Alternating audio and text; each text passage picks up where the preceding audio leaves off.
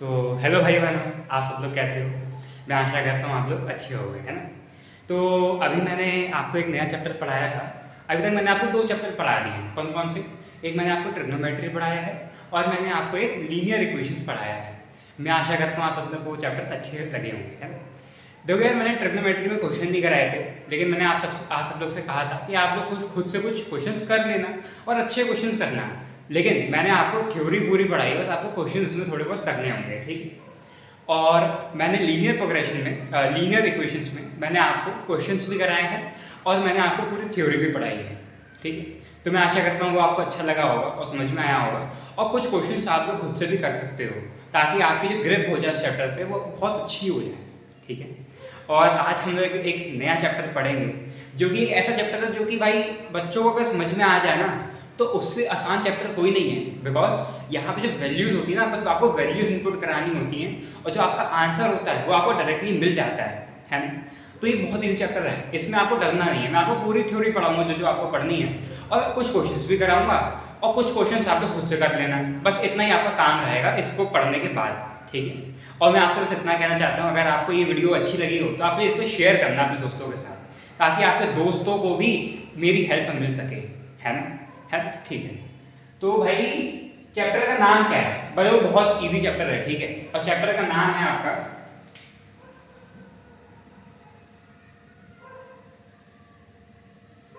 Arithmetic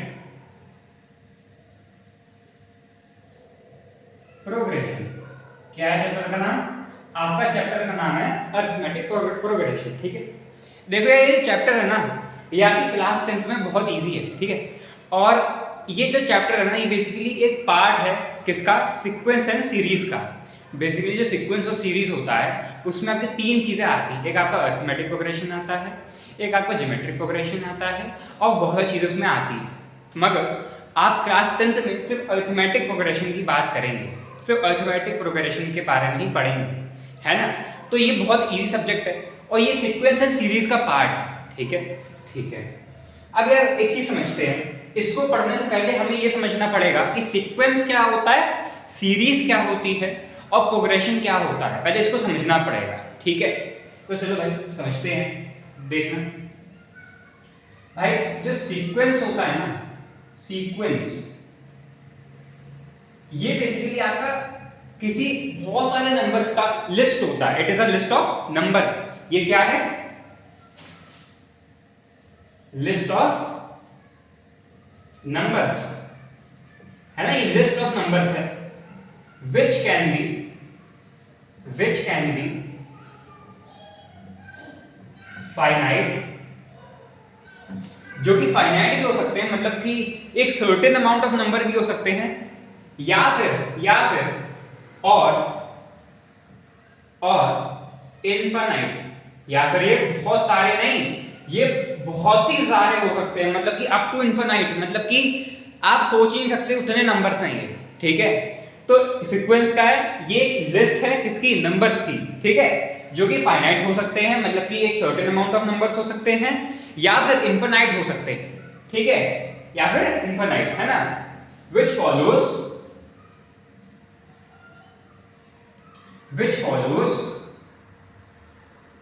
a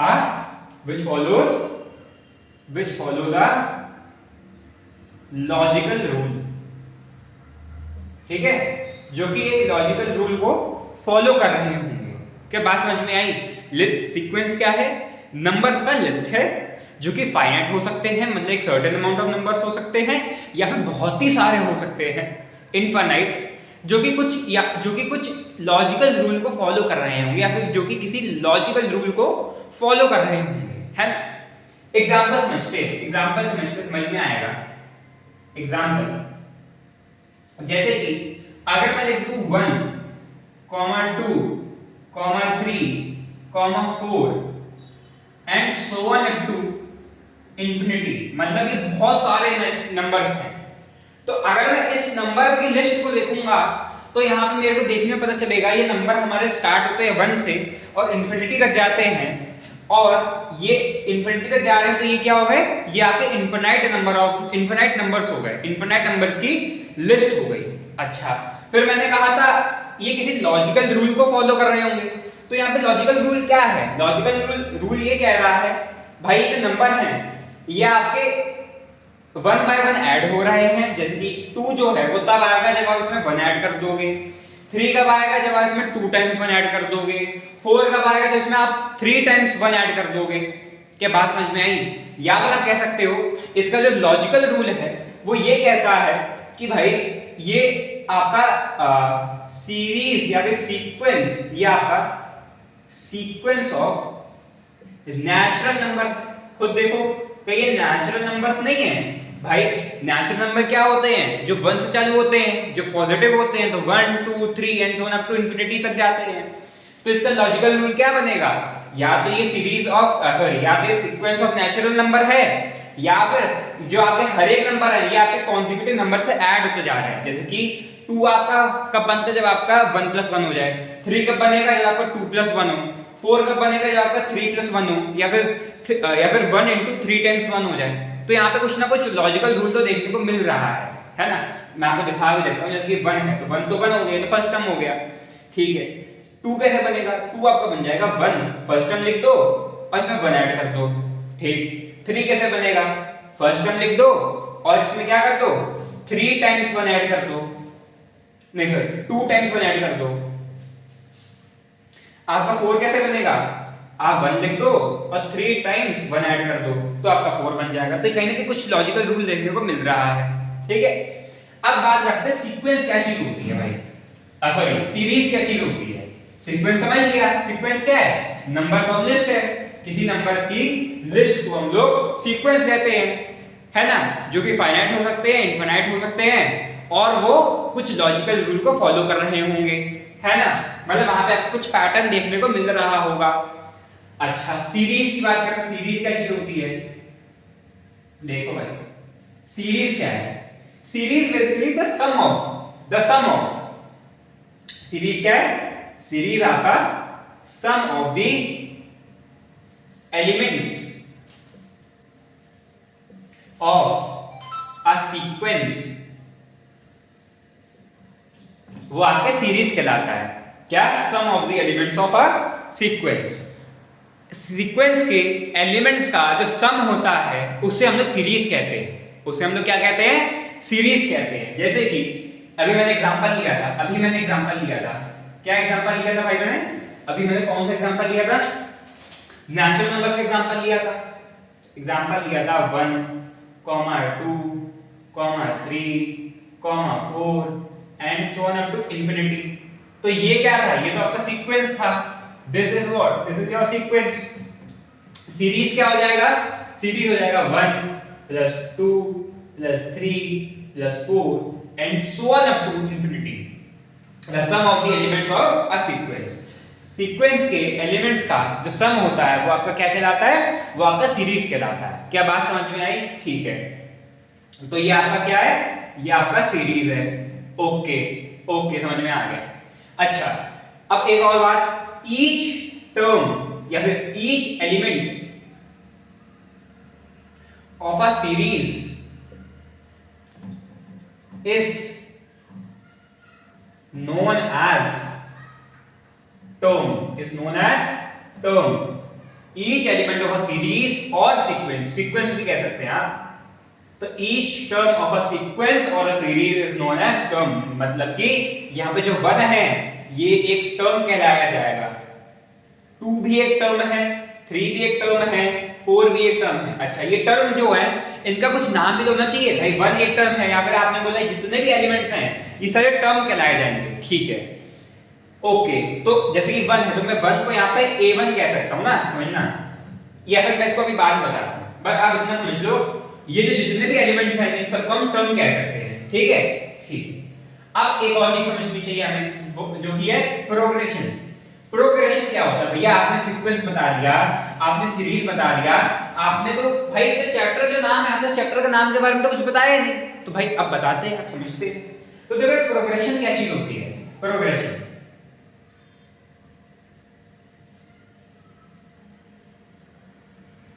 ठीक, तो progression के बारे में समझते हैं भाई। जो प्रोग्रेशन है ना, इट इज अ ये क्या है? It is a special type of sequence. ये एक स्पेशल टाइप ऑफ सीक्वेंस है जिसमें मतलब कि in which the pattern can be in which pattern can be defined by a mathematical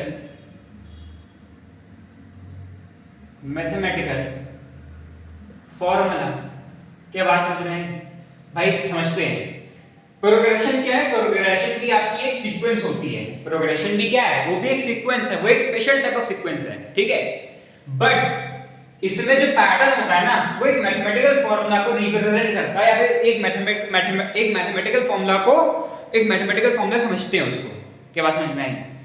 basically progression में आपका जो पैटर्न होता है वो एक मैथमेटिकल फॉर्मूला से डिफाइन होता है, ठीक। समझते हैं इसको, एग्जांपल समझते हैं, ठीक है। मैंने क्या लिखा था? 2 4 6 8 and so on up to infinity, ठीक, कॉमा, है ना। तो मैं इसको कैसे कह सकता था? मैंने अभी देखा, मैं इसको कैसे कह सकता हूं कि भाई 4 को मैं 2 टाइम्स 2 कह सकता हूं, 6 को 3 टाइम्स 2 कह सकता हूं, इसको मैं 4 टाइम्स 2 कह सकता हूं। तो कहीं ना कहीं यहाँ पे फॉर्मूला देखने को मिल रहा है। वो फॉर्मूला क्या है? वो फॉर्मूला है आपका n टाइम्स ऑफ a।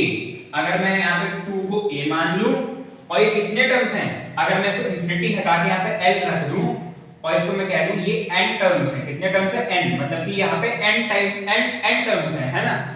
तो जो l होगा या फिर ये जो फॉर्मूला आएगा इस सीरीज का, वो n टाइम्स ऑफ a हो जाएगा, ठीक है।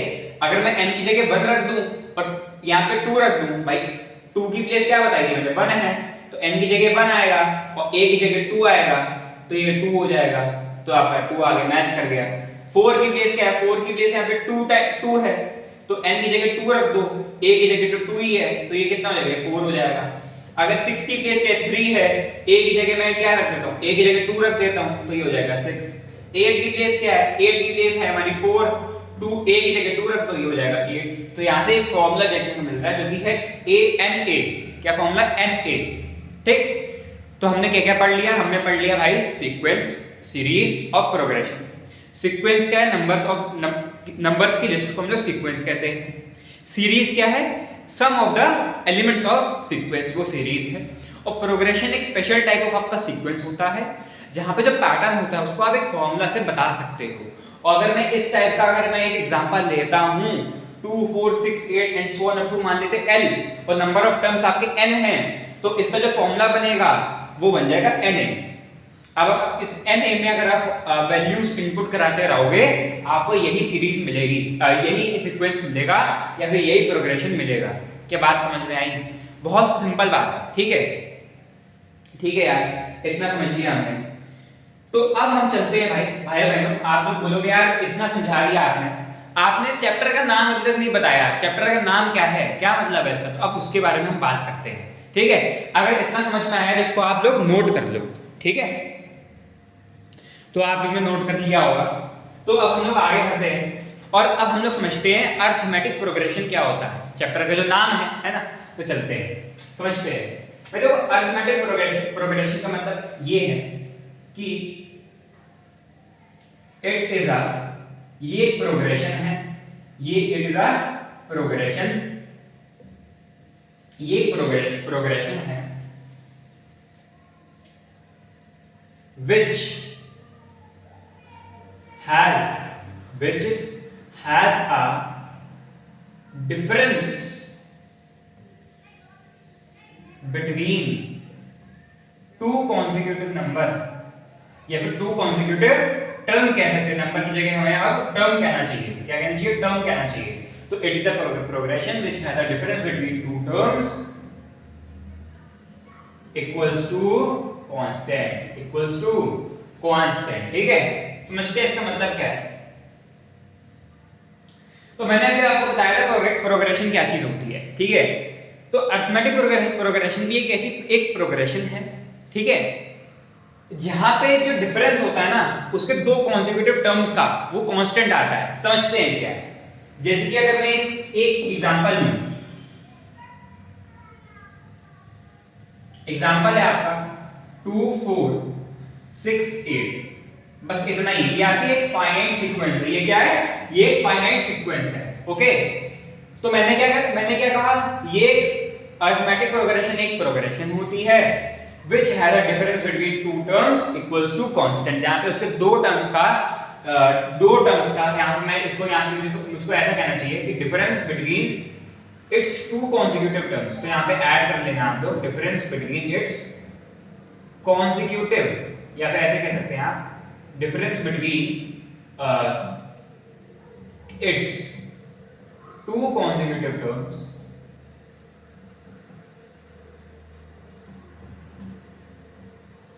Equal to constant. ठीक है, तो अगर मैं यहाँ पे देखूं 4 माइनस 2 कर दूं तो वो कितना आएगा? वो 2 आएगा।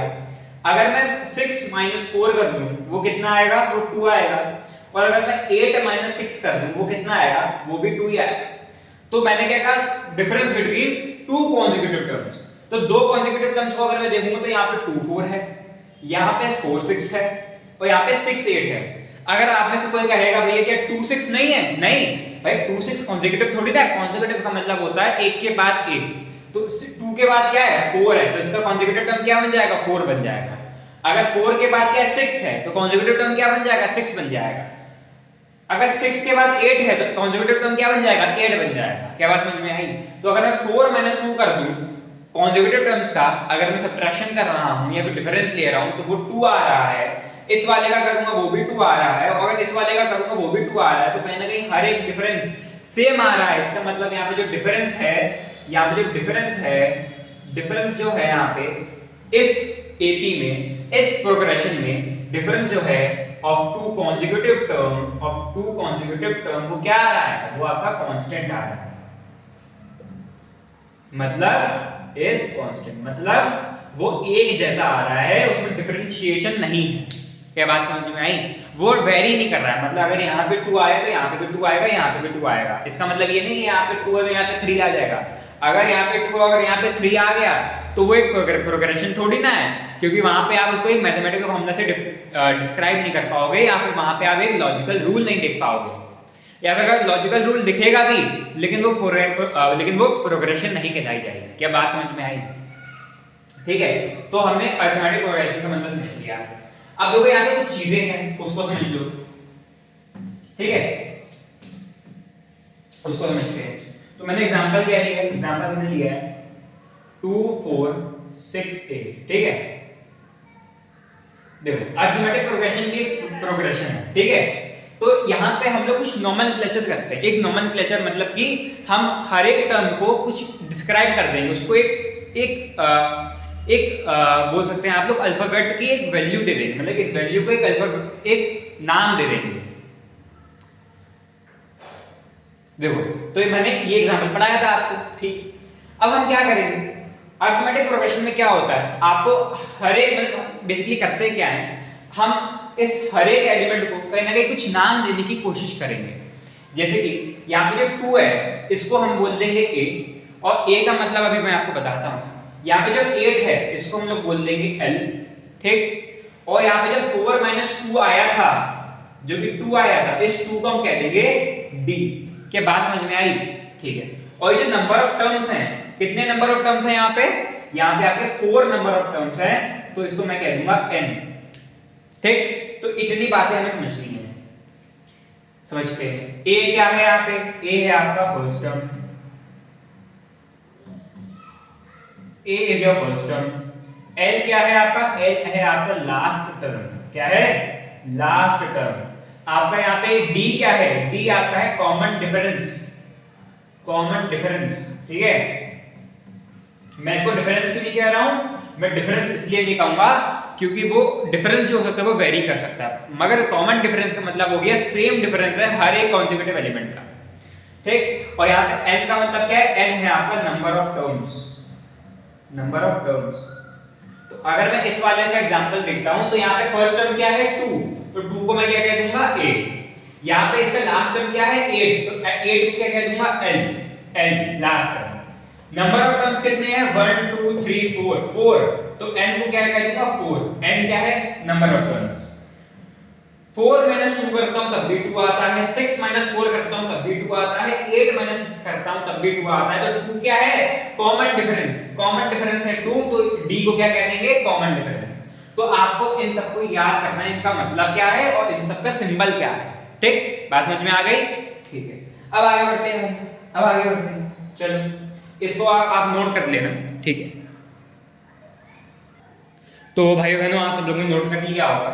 अब हम आगे बढ़ते हैं और हम बात करते हैं अब एक नए टॉपिक की, मतलब एक नए टर्म की, जो कि है स्टैंडर्ड एपी। ठीक है, स्टैंडर्ड एपी क्या है समझ लेते हैं जल्दी से। देखो बहुत सिंपल चैप्टर है ये, इसमें आपको ज्यादा कुछ दिमाग नहीं लगाना है। ठीक है, स्टैंडर्ड एपी या फिर स्टैंडर्ड फॉर्म ऑफ एपी, ठीक है, ऐसा भी समझ सकते हैं। क्या है समझ लेते हैं, जैसे कि एग्जांपल समझते हैं इसको। ठीक है, एग्जांपल जैसे कि मैंने लिया 2 4 6 8, ये एक फाइनाइट सीक्वेंस है या फिर ये एक प्रोग्रेशन है। ठीक है, मैंने क्या कहा था, मैं 2 को क्या कह सकता हूं, मैं 2 को a कह सकता हूं।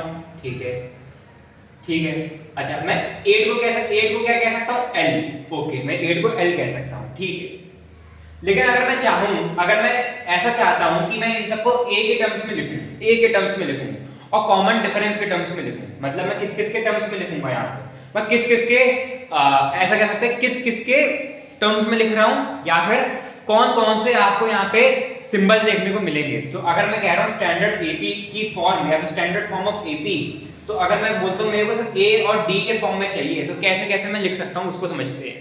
तो मैंने 2 को कहा a है, मैं 4 को क्या कह सकता हूँ समझना, मैं क्या 4 को a प्लस d कह सकता हूँ, बताना। यहाँ पे कॉमन डिफरेंस क्या है, यहाँ पे कॉमन डिफरेंस है आपका 2, तो अगर आपको a प्लस d कह रहे हो 4 को, तो क्या ये 2 प्लस 2 4 नहीं हो गया? तो मैंने एकदम बात सही कही है, तो मैं इसको 4 को लिख देता हूँ a प्लस d। अगर मैं 6 को देखूं और 6 को अगर मैं लिखना चाहता हूं तो मैं कैसे लिखूंगा समझते हैं।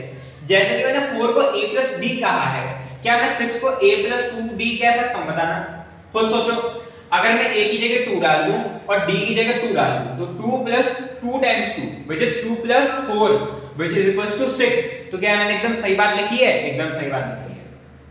अगर मैं 8 को लिखना चाहूंगा, अब मैं इस पैटर्न को देखूंगा तो मेरे को देखने पता चल रहा है कि a है, फिर a में मैंने d ऐड करा, फिर मैंने a में 2 टाइम्स d ऐड करा। तो अगर मेरे को 8 के लिए लिखना है तो मैं क्या कर सकता हूं, मैं a में d में 3 टाइम्स ऐड कर देता हूं, d को मैं 3 टाइम्स कर देता हूं, और ये जो फॉर्म आ जाएगी this is the general form. ये आपकी क्या है, ये आपकी जनरल फॉर्म है, या फिर आप कह सकते हो standard form. This is your standard form, है ना। लेकिन ये जो स्टैंडर्ड फॉर्म है ये सिर्फ इस एपी के लिए है, दूसरे एपी के लिए दूसरी बन सकती है। अगर मैं यहाँ पे और बढ़ा दूंगा वैल्यूज को तो कुछ और यहाँ पे और ऐड हो जाएगा, ठीक। लेकिन स्टैंडर्ड फॉर्म तो यही है, ठीक है भाई, हमने स्टैंडर्ड फॉर्म की भी बात कर ली। अब एक और टॉपिक की बात करते हैं, अब हमें एक और टॉपिक की बात करनी है, चलो देखते हैं उसको भी। इसको ये समझ में आ गया होगा आपको, ठीक है यार। अब जो टॉपिक है ना वो हमने पढ़ लिया है, जो कि क्या है, जो कि हमारा कॉमन डिफरेंस है ना, वो तो हमने पढ़ ही लिया है। तो इसके ऊपर कुछ बातें कर लेते हैं, चलो। कॉमन डिफरेंस,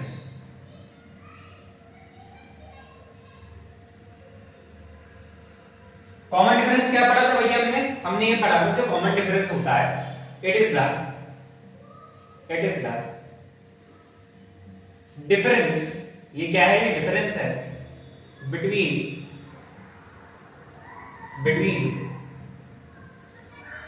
टू consecutive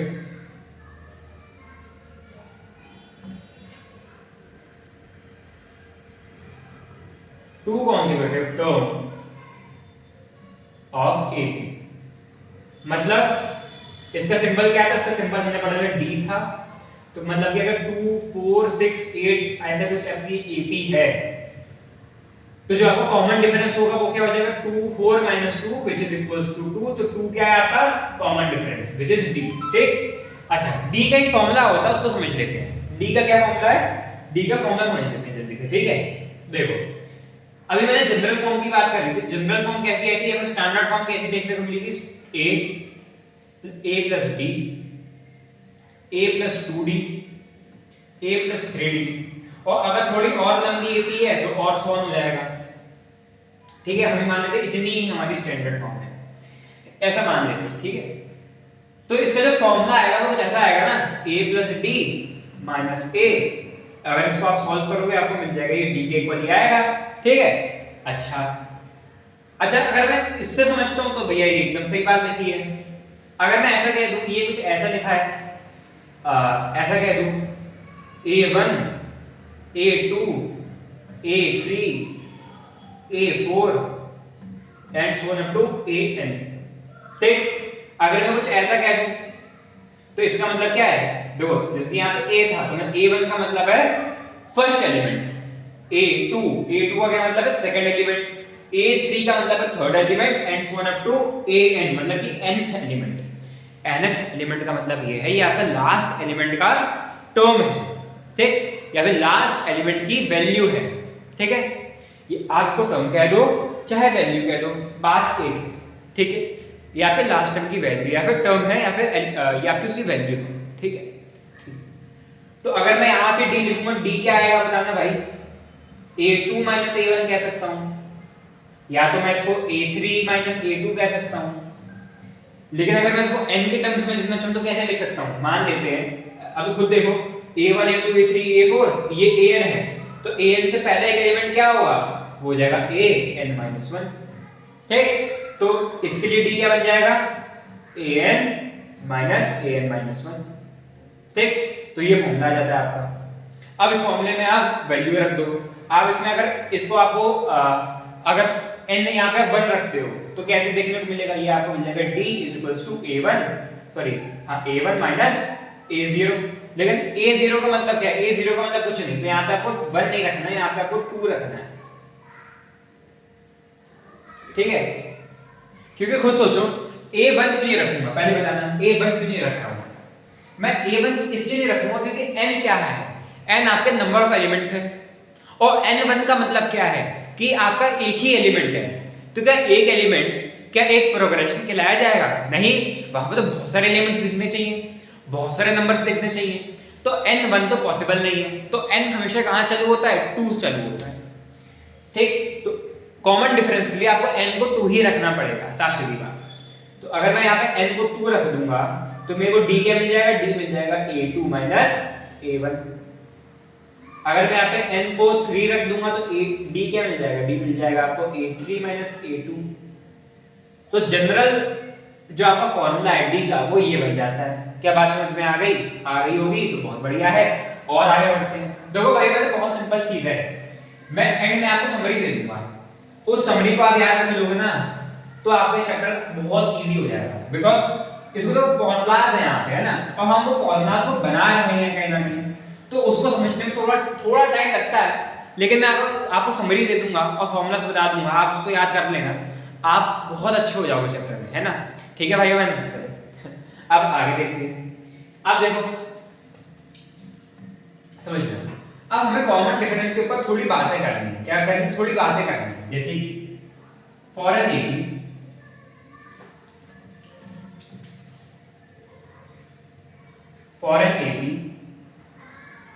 अगर आपका कॉमन डिफरेंस पॉजिटिव है, मतलब common difference is greater than 0, या फिर अगर आपका कॉमन डिफरेंस 0 के इक्वल है, या फिर आपका कॉमन डिफरेंस लेस देन 0 है, मतलब कि नेगेटिव है, इसका मतलब क्या है, पॉजिटिव, इसका मतलब है इक्वल्स टू 0, और इसका मतलब है नेगेटिव। क्या मतलब है, नेगेटिव। तो अगर आपका कॉमन डिफरेंस पॉजिटिव है, अगर आपका कॉमन डिफरेंस पॉजिटिव है, ठीक है, आपने ये देख लिया होगा, तो देखते हैं। अगर आपका कॉमन डिफरेंस पॉजिटिव है ना, तो जो आपकी जो एपी होती है, एपी वो आपकी इंक्रीजिंग होगी। वो कैसी होगी, it would be increasing, AP would be increasing. अगर आपका कॉमन डिफरेंस नेगेटिव है तो आपकी एपी कैसी होगी, वो डिक्रीजिंग होगी। समझते हैं। और अगर आप कॉमन डिफरेंस 0 है तो आपकी एपी कैसी होगी, वो होगी आपकी कांस्टेंट। एपी आपकी कैसी हो जाएगी, कांस्टेंट। इसको समझते हैं, पहले आप इसको नोट करो, ठीक है, इसको फिर हम समझते हैं। तो भाई है ना, आपने इसको नोट कर लिया होगा, तो आप समझते हैं इसका मतलब क्या है, ठीक है। चलो समझते हैं भाई। समझना, अगर आपकी एपी कैप पॉजिटिव है, इसका मतलब मैंने क्या बोला था, सॉरी, अगर आपका कॉमन डिफरेंस पॉजिटिव है तो मैंने कहा था आपकी जो एपी है वो इंक्रीज कर रही होगी, ठीक है। तो वो एपी कैसी दिखती होगी, आपकी कुछ ऐसी दिखती होगी, 2 4 6 8 ऐसी दिख रही होगी। खुद देखो कॉमन डिफरेंस कितना है, कॉमन डिफरेंस 2 है, और 2 क्या होता है, 2 पॉजिटिव नंबर होता है, मतलब आपकी, और 2 पॉजिटिव नंबर होता है, ये आपकी, ये जो आपका ये जो आपका, हाँ, और 2 क्या होता है, 2 पॉजिटिव होता है। तो अगर आपको यहां से देखोगे 2 is greater than 0 which is true, तो ये जो कंडीशन है आपकी ट्रू हो गई। अच्छा, अब इस कंडीशन को देखो, क्या यहाँ पे एपी इंक्रीज कर रही, खुद देखो, पहले 2 था, फिर 4 हुआ, फिर 6 हुआ, फिर 8 हुआ, तो हाँ ट्रू है भाई, एपी तो इंक्रीज कर रही है, एकदम सही बात है। तो ये है कंडीशन, ट्रू है, एकदम सही बात है। d इज लेस देन 0 का मतलब एपी इज डिक्रीजिंग। क्या मतलब है इसका, इसका क्या मतलब है भाई, समझना, इसका मतलब है अगर मैं एपी ऐसे लिख दूं 8 6 4 2, अब यहां पे कॉमन डिफरेंस निकालो, क्या आएगा, यहां पे कॉमन डिफरेंस आएगा आपका -2, और जो -2 होता है वो कैसा नंबर होता है, नेगेटिव। नेगेटिव मतलब इट इज ट्रू भाई, -2 is less than 0 which is true. अच्छा, ये ट्रू हो गया। इसको देखो कि एपी डिक्रीज कर रही है, खुद देखो, पहले 8 था, फिर 6 हुआ, फिर 4 हुआ, फिर 2 हुआ, तो भाई एकदम सही बात है, ठीक है। इसको देख लेते हैं, लास्ट वाली को देखें, d is equals to 0, क्या मतलब है, इसका मतलब होता है आपकी एपी कांस्टेंट है। अब इसका मतलब समझते हैं जल्दी से, d 0, जैसे कि अगर मैं ऐसे लिख दूं 5 5 5 5, तो यहाँ पे अगर आप कॉमन डिफरेंस निकालोगे तो 0 आएगा, और 0 इज इक्वल्स टू 0, एकदम सही बात है, ये ट्रू हो गया। अब एपी कांस्टेंट का मतलब ये है कि आपका जो टर्म है वही रिपीट कर रहा होगा, 5 है तो 5 आपका रिपीट करेगा, तो ये होता है एपी कांस्टेंट होने का मतलब। क्या बात समझ में आई, तो आपको ये समझ में आ गया होगा, ठीक है। अब आगे बढ़ते हैं भाई, अब और आगे बढ़ते हैं। अब देखो, अब हम बात करेंगे, जैसे हमने शुरुआत में बात करी थी फाइनाइट इनफाइनाइट सीक्वेंस की बात करेंगे, तो अब हम उसकी ही बात करेंगे, अब हम लोग उसकी ही बात करेंगे, ठीक है।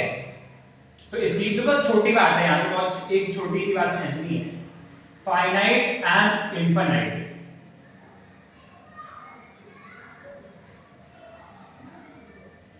फाइनाइट एंड इनफाइनाइट एपी समझते हैं भाई। जो फाइनाइट एपी होगी ना, यहाँ पे जो नंबर्स ऑफ टर्म्स होंगे, नंबर ऑफ टर्म्स, ये कैसे होंगे, number of terms is finite, whereas in infinite AP जो आपके नंबर ऑफ टर्म्स होंगे वो कैसे होंगे, वो इनफाइनाइट होंगे। वो कैसे होंगे, वो इनफाइनाइट होंगे। मतलब यहाँ पे नंबर ऑफ टर्म्स आपके एक सर्टेन अमाउंट ऑफ नंबर्स हैं और यहाँ पे बहुत सारे नंबर्स हैं। अच्छा, एग्जांपल देख लेते हैं। एग्जांपल बहुत सिंपल एग्जांपल लेके चलते, जो हम लेके चल रहे हैं, which is 2 4 6 8। तो यहाँ पे आप देखोगे 2 4 6 8 ये एपी है और ये फाइनाइट है, मतलब यहाँ पे 8 तक ही आपके नंबर्स हैं। अगर मैं इसकी बात करूं, यहाँ इसका एग्जांपल लेते हैं इनफाइनाइट का, तो ये हो जाएगा 2 4 6 8 and so on up to infinity, मतलब कि बहुत सारे, ठीक है। अब यहाँ पे एक और बात समझो, जो आपकी फाइनाइट एपी होती है ना, finite AP, it has a last term. आपकी जो फाइनाइट एपी होती है इसके पास एक लास्ट टर्म होता ही होता है, लेकिन अगर मैं इनफाइनाइट एपी की बात करूंगा तो यहाँ पे जो लास्ट टर्म होता है ना, it does not have last term.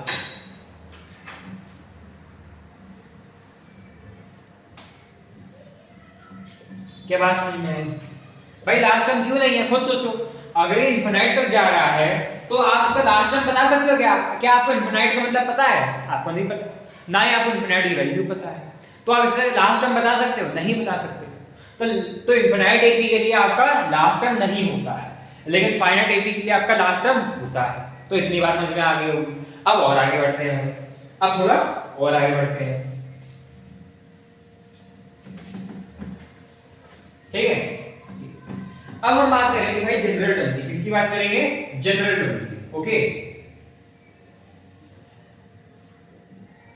देखो थोड़ा जल्दी पढ़ाएंगे ताकि आपके छोटी वीडियो में, मैं इस थोड़ा जल्दी इसलिए पढ़ाऊंगा ताकि छोटी वीडियो में आप बहुत सारी चीजें सीख सको और इसको आप इंप्लीमेंट कर सको by the help of questions, है ना? ठीक है, तो देखो जनरल टर्म का मतलब समझ लेते हैं। जनरल टर्म का क्या मतलब है?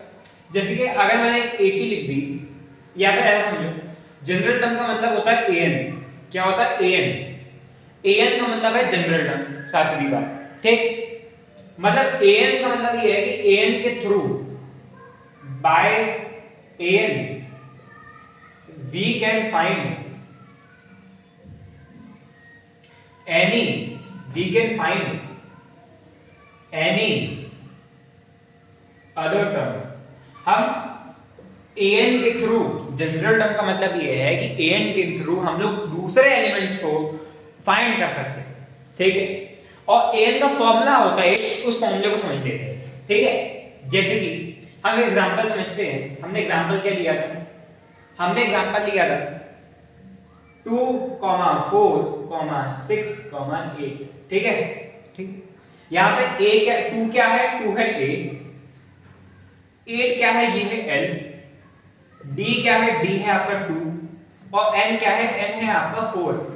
ठीक है, तो यहाँ पे जो an का जो फॉर्मूला होता है ना, an का फॉर्मूला होता है आपका a plus n minus 1 d। ये फॉर्मूला होता है, आप इसको अपने मन में संभाल लो। मतलब ये फॉर्मूला आपको रटा होना चाहिए कि ये फॉर्मूला होता है, आपके जनरल टर्म का फॉर्मूला होता है। और जनरल टर्म क्या होता है?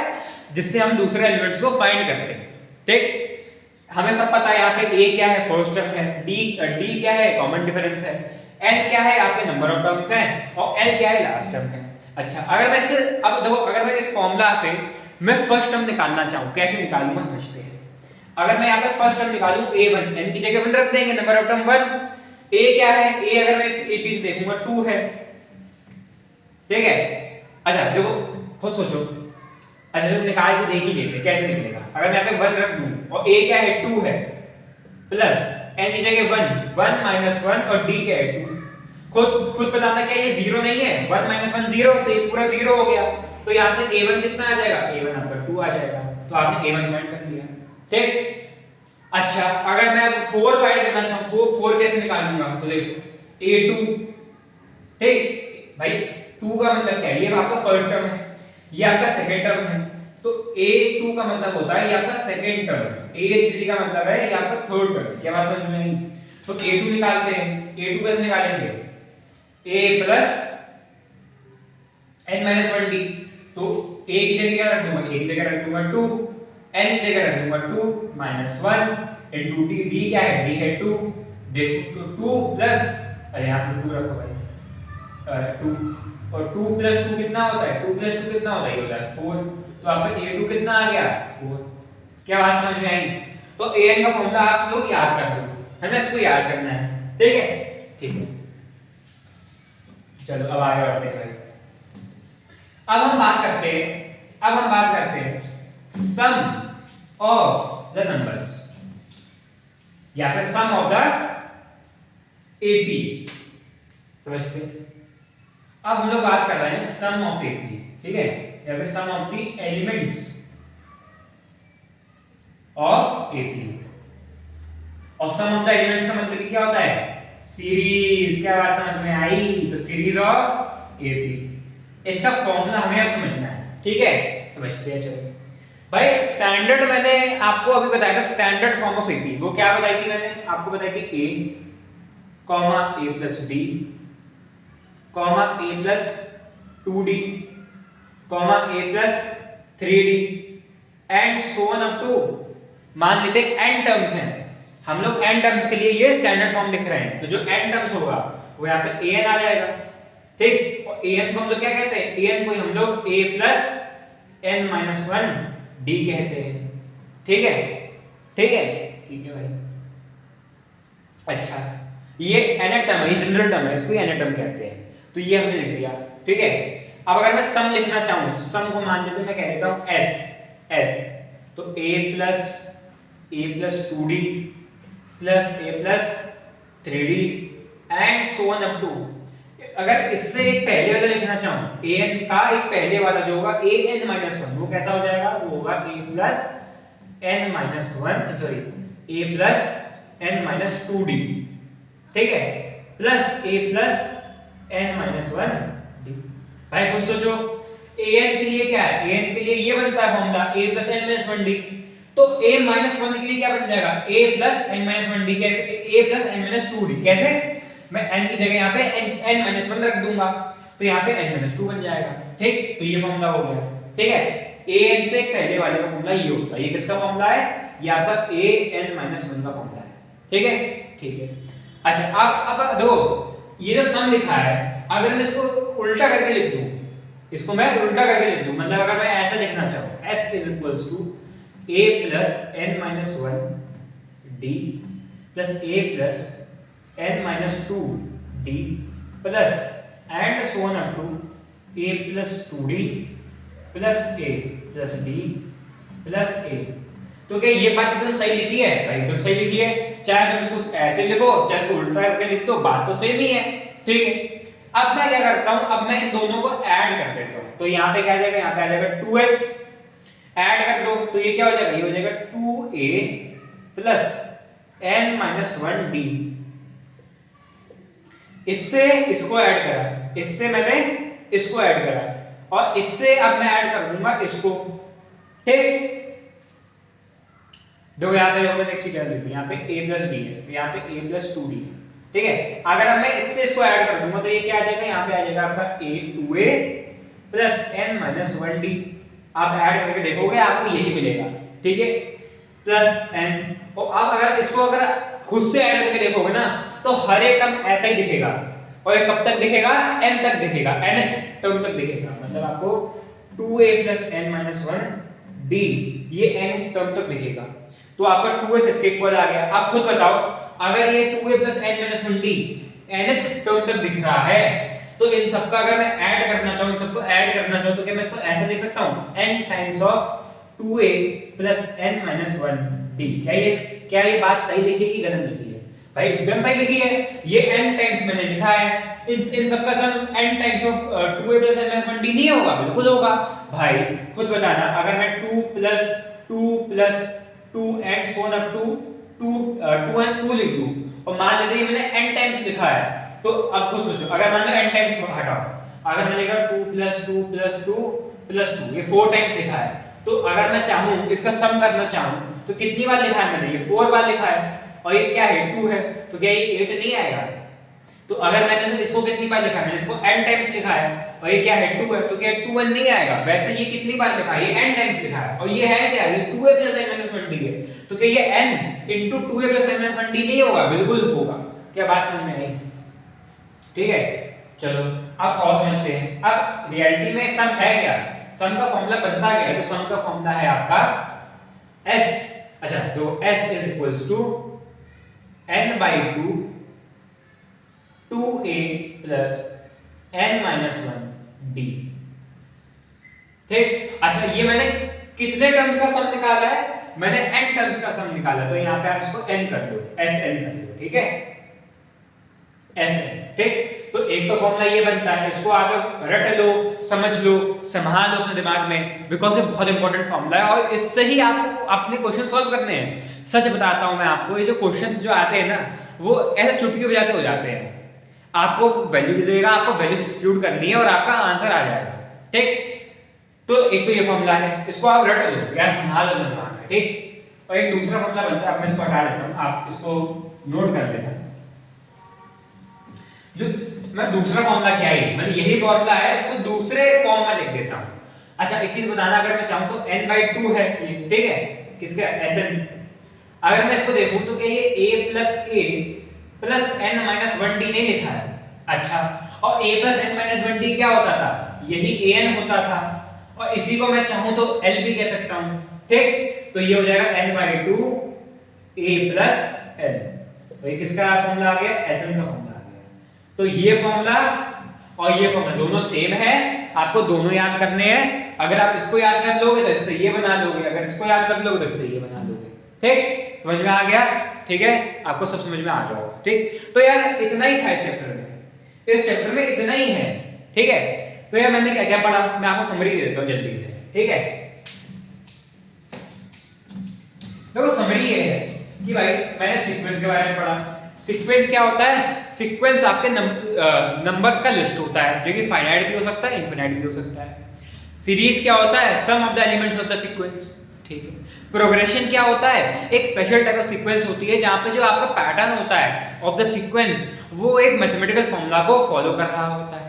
ठीक, फिर हमने पढ़ा अरिथमेटिक प्रोग्रेशन। अरिथमेटिक प्रोग्रेशन एक प्रोग्रेशन होती है जहां पे जो कॉमन डिफरेंस होता है हर एक कॉन्जिक्यूटिव टू एलिमेंट्स का वो कांस्टेंट होता है। अब आपका कॉमन डिफरेंस क्या होता है वो हमने बता दिया, the difference of the consecutive two elements वो कॉमन डिफरेंस होता है। अगर कॉमन डिफरेंस पॉजिटिव है तो आपकी एपी इंक्रीज करेगी, अगर कॉमन डिफरेंस नेगेटिव है तो एपी डिक्रीज करेगी, और अगर कॉमन डिफरेंस 0 के इक्वल है तो एपी कांस्टेंट हो जाएगी। फिर हमने पढ़ा जनरल टर्म या फिर standard form of AP. Standard form of AP कैसी थी? a plus a comma a plus b comma a plus 2d and so on up to जो भी जा रही है। ठीक, जनरल टर्म ऑफ एपी क्या बनता है? जनरल टर्म ऑफ एपी आपकी आता है an a + n - 1d।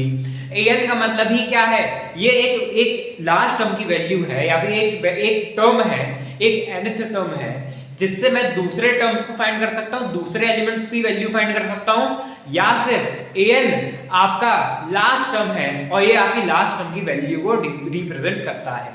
फिर मैंने पढ़ा सम ऑफ द एपी, और वो हमने इसका फॉर्मूला देख लिया। उसका फॉर्मूला क्या है? n/2 ब्रैकेट में 2a + n - 1d या फिर n/2 a + l। तो इतना ही है आपके एपी चैप्टर में। कितना ही चैप्टर है भाई, देखो मैंने कितनी जल्दी बोल दिया। आपको ऐसे इसको याद करना है। ठीक है, अच्छा अब देखो कुछ क्वेश्चंस आपको मैं कराऊंगा। मैं आपसे फिर से कहता हूं, आपको क्वेश्चंस खुद से करने पड़े, खुद से करने होंगे। मैं आपको बस थोड़े क्वेश्चन कराता हूं जो कि मेरे को लगता है जिससे आप इंप्लीमेंटेशन समझ लोगे ऑफ द फॉर्मूलाज। ठीक है, तो चलो हम पहला क्वेश्चन देखते हैं। ठीक, तो भाइयों बहनों आप लोग देख सकते हो मैंने आपके लिए क्वेश्चन लिख दिया है। अच्छा क्वेश्चन है तो समझना। क्या कह रहा है कि जो 3 नंबर हैं एक एपी में, या एक एपी में 3 नंबर है जिसका जो सम है वो 30 के इक्वल है, उसका मिडिल टर्म हमसे पूछ रहा है। ठीक है, ठीक है, तो देखो इसको तो करने का तरीका ये होता है, इसको करने का तरीका ये है कि जो 3 नंबर है ना उसको ऐसा मान लो। देखो जनरल टर्म मैंने आपको बताया कि जहां पे पहला एलिमेंट a है, दूसरा a + b है, और अगर मैं बोलना चाहूं क्या समझना, a + b है और तीसरा नंबर क्या है? a + 2d है। चाहे आप इसको इस तरीके से कर लो, इनको आप मान लो 3 नंबर्स, या फिर ऐसे मान लो a - d a + d। खुद देखो ना भाई, ये पहला एलिमेंट है, ये आपका दूसरा एलिमेंट है और ये तीसरा एलिमेंट है। खुद देखो, अगर मैं पहले एलिमेंट को a - d मानता हूं तो दूसरे एलिमेंट में क्या होता है? a + d, तो a - d + a + d तो a हो गया, और फिर तीसरे एलिमेंट में क्या होगा? a - d + 2d तो a + d हो जाएगा। चाहे आप इससे कर लो, चाहे आप इससे कर लो। मैं आपको कहता हूं आप इससे करना, क्योंकि इससे आपको बहुत इजी होगा। कैसे होगा देखो, अगर मैं मानता हूं a - d a + b, ये आपका क्या है? ये आपके 3 एलिमेंट्स हैं। मैंने आपको बता दिया कैसे माना, मैंने आपको कैसे माना है ना। तो a - d, a + a + b। ठीक, इन सब का सम किसके इक्वल है? a - d + a + b किसके इक्वल है? 30 के। अच्छा ये बताना, a जो है क्या ये मिडिल टर्म है? बिल्कुल ये मिडिल टर्म है। अच्छा इसको ऐड करोगे तो d से d गया, 3a आपका किसके इक्वल आएगा? 30 के, तो a किसके इक्वल आ गया? 10 के, और a ही क्या था? मिडिल टर्म था, तो आपका आंसर भी आ गया। तो इसलिए मैंने आपको कहा था कि आप इस तरीके से मानना एलिमेंट्स को। अगर आप a + d a + 2d तरीके से मानोगे तब भी आंसर आएगा, बस आपको थोड़ा ज्यादा सोचना पड़ेगा। ठीक, तो वैसे आप लोग खुद करके देखना। ठीक है, अब मैं आपके लिए दूसरा क्वेश्चन लिखता हूं, उसको भी करते हैं। ठीक, तो देखो भाई मैंने एक और क्वेश्चन लिख दिया आप लोगों के लिए। क्वेश्चन पढ़ते हैं क्या है। An AP consist of n terms. AP में हमारे पास कितने टर्म्स हैं? n टर्म्स हैं। ओके, जहां पे जिसका n टर्म है, n टर्म का मतलब क्या हो गया? n टर्म का मतलब क्या है? a + n - 1d, या फिर लास्ट टर्म, तो उसका जो लास्ट टर्म है वो 4 है। ठीक, तो आपको किसकी वैल्यू दे दी है? आपको a + n - 1d की वैल्यू दे दी है जो कि 4 है। कॉमन डिफरेंस क्या है? 2 है। बोल रहा है अगर जो सम ऑफ द n टर्म्स होता है अगर वो -14 है तो n फाइंड करके बताओ, ठीक। और उसको फाइंड करने के बाद तुम मेरे को फर्स्ट 20 टर्म्स का सम फाइंड कर देना। तो देखते हैं क्या करना है यहाँ पे, ठीक है। तो भाई देखो 80 में जो nth टर्म है वो है 4, मतलब जो l है वो है क्या, वो है 4, मतलब 4 किसके इक्वल है, 4 आपका a plus n minus 1 d के इक्वल है, ठीक। कॉमन डिफरेंस क्या है, d आपका क्या है, d है 2, d इज 2। हमसे बोला sum of the first n terms बताओ। अच्छा Sn का फॉर्मूला होता क्या था ये बताना जरा, क्या होता था formula, n/2 a plus l। भाई अब खुद बताओ तुम्हें a प्लस l होता था, या फिर क्या होता था n/2 2a plus n minus 1 d। अगर तुम ये वाला फॉर्मूला यूज करो या ये वाला फॉर्मूला यूज करो, दोनों से ही आंसर आएगा, ठीक है। हम क्या करते हम ये वाला फॉर्मूला यूज करते हैं, ठीक, या फिर दोनों में से दोनों फॉर्मूला यूज कर सकते हो, ठीक है। अब करना क्या है, हमें n की वैल्यू फाइंड करनी है। हमें सम भी बता रखा है, तो हमें Sn की वैल्यू भी बता रखी है, जो कि क्या है, जो कि -14 है, और ये d लिखा है, ठीक है, ये d, ठीक। तो सम की वैल्यू भी बता रखी है, हमें फाइंड n करना है, n फाइंड कर लेते हैं। कैसे करेंगे, देखो n के लिए पहले हमें a निकालना पड़ेगा। अब a निकाल लेते हैं, a कैसे आएगा, a कैसे निकालेंगे बताना। अब मेरे को लास्ट टर्म पता है, वो जो कि 4 है, किसके इक्वल है, a plus n minus 1 d के इक्वल है। अब बस तुम यहाँ पे d की वैल्यू रख दो, d की वैल्यू क्या है, 2 है, तो यहाँ पे क्या आएगा, a प्लस n माइनस 1 2, क्या आ जाएगा आपका a प्लस 2n, और यहाँ पे 6 आ जाएगा। तो 6 किसके इक्वल आ जाएगा, a प्लस 2n के इक्वल आ जाएगा। या फिर यहाँ से आप a की वैल्यू निकाल लो, a आपके किसके इक्वल आ जाएगा, 6 माइनस 2n के इक्वल आ जाएगा। अब इस a की वैल्यू को आप यहाँ पे पुट करा दो बस। तो Sn कितना था, Sn था -14, तो -14 is equals to n/2 6 minus 2n plus कितना है, l कितना था, l था सॉरी हाँ l था 4, तो प्लस 4, तो ये लिखा है 10 minus 2n, n/2 is equals to -14, ठीक। इसको हटा देते हैं, ठीक। तो अब देखो, अब इसको देखिए जरा, तो -14 या इसको लिख दो आप माइनस का 28 is equals to 10n minus 2n square, ठीक है। तो यहां से आपका 2n square minus 10n minus 28 किसके इक्वल आएगा, 0 के। यहां से जो आपकी n की वैल्यू आएगी वो एक आपकी वैल्यू आ जाएगी वो एक आपकी वैल्यू आ जाएगी कितनी, एक आ जाएगी आपकी, अगर आप उससे निकालो किससे, अब देखो अगर यहां से आप अगर 2 को डिवाइड करते हो तो n square minus 5n minus 14 is equal to 0। तो यहां से जो आपकी n की वैल्यू आएगी वो एक आ जाएगी 7 और वो एक आ जाएगी माइनस का 2। अब खुद बताओ -2 हो सकता है कि नंबर ऑफ टर्म्स कभी नेगेटिव होते हैं, तो नंबर ऑफ टर्म्स कभी नेगेटिव नहीं होते हैं, तो ये डिस्कार्ड हो जाएगी। तो हमारा n का आंसर क्या हो जाएगा, 7 हो जाएगा। तो n हमारा आ गया। अब हमें क्या फाइंड करना है, the sum of first 20 terms. इसको आप लोग करोगे, ये आपके लिए होगा, ठीक है। तो भाई बहनों ये बहुत ही चैप्टर है, मेरे को लगता है आप में से बहुत से लोगों को हो सकता है समझ में ना आया। आप क्या करना, आप बस मेरी समरी को याद रखना और क्वेश्चंस के थ्रू उसको इम्प्लीमेंट करके देखना, आपको सब समझ में आ जाएगा, ठीक है। तो भाई बहनों ये वीडियो यहीं तक थी। अगर आपको अच्छी लगी हो तो इस वीडियो को जरूर शेयर करना, और जो भी आपके रिकमेंडेड पॉइंट्स हो, जो आप मेरे को इम्प्रूवमेंट पॉइंट्स बताना चाहते हो, वो आप कमेंट्स में लिख सकते हो। तो ठीक है भाई बहनों, अब आज की वीडियो यहीं तक थी। अब हम नई वीडियो में मिलते हैं, तो तब तक के लिए बाय।